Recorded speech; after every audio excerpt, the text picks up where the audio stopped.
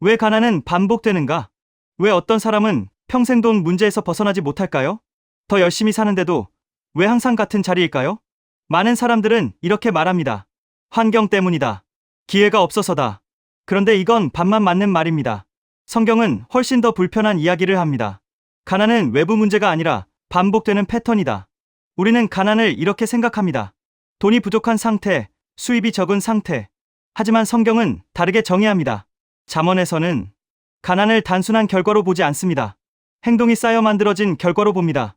이런 구절이 있습니다. 좀 더 자자, 좀 더 졸자. 그러면 가난이 강도처럼 온다. 이 말의 핵심은 이겁니다. 한 번의 선택이 아니라 반복된 선택. 여기서 중요한 착각이 하나 있습니다. 사람들은 이렇게 생각합니다. 나는 게으르지 않은데. 그런데 문제는 게으름은 의지가 아니라 패턴이라는 겁니다.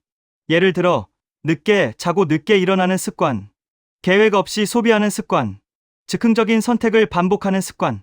이건 노력 부족이 아니라 자동화된 행동입니다. 성경이 말하는 가난의 구조는 단순합니다. 선택이 반복되면 습관이 되고, 습관이 쌓이면 결과가 되고, 그 결과가 다시 다음 선택을 만든다. 이 구조가 계속 반복됩니다. 이걸 깨지 못하면 어떻게 될까요? 상황이 바뀌어도 결과는 그대로입니다. 그래서 이런 일이 벌어집니다.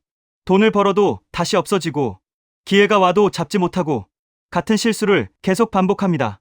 이유는 간단합니다. 환경이 아니라 패턴이 같기 때문입니다. 현대 경제에서도 똑같은 이야기를 합니다. 가난한 사람들의 공통된 특징은 단기적인 선택을 한다는 것입니다. 즉각적인 만족을 추구하고 소비 중심으로 사고하고 계획 없이 움직입니다. 반대로 부를 만드는 사람들은 지연된 만족을 선택하고 구조적인 결정을 내리고 반복 가능한 시스템을 만듭니다. 이건 능력의 차이가 아닙니다. 의사결정 구조의 차이입니다. 가난의 진짜 원인은 편한 선택을 반복하는 것입니다. 지금 쉬는 것, 지금 쓰는 것, 지금 피하는 것. 이 선택들이 쌓이면 결국 미래를 잠식하게 됩니다. 성경은 이걸 굉장히 직설적으로 말합니다. 잠을 사랑하는 자는 가난해진다.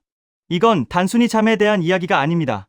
편함을 선택하는 습관에 대한 이야기입니다. 그럼 해결은 무엇일까요? 많은 사람들은 더 열심히 해야 한다고 말합니다. 하지만 이건 지속되지 않습니다. 성경이 말하는 해결은 단순합니다. 패턴을 바꾸라는 것입니다.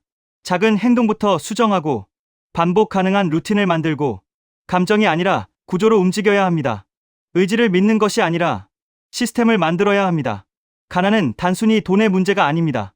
반복되는 선택의 결과입니다. 환경이 바뀌어도 패턴이 같으면 결과는 절대 바뀌지 않습니다.